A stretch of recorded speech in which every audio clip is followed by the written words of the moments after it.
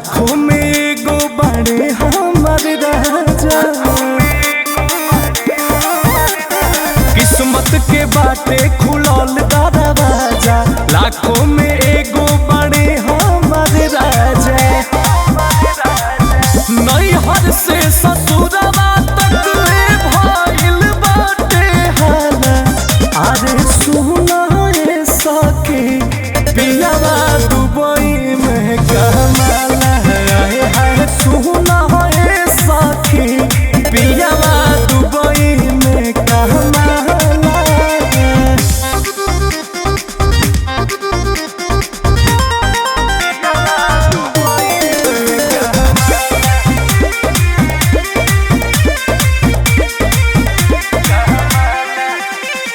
लाखों करोड़ों कमाले हो सखी पिया हमार।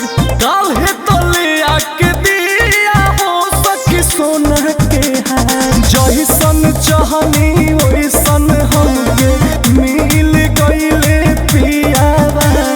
पापा हमार खोजले रहले लागे लेके दिया। बिगहा के बिगहा गावे हो खाता के बाला।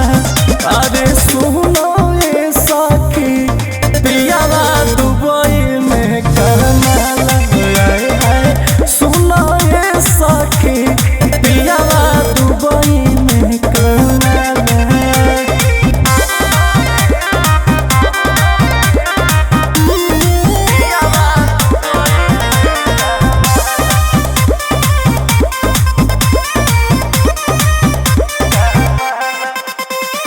रहिले आंसू फुलाइल हो फूल ताजा नियन। सब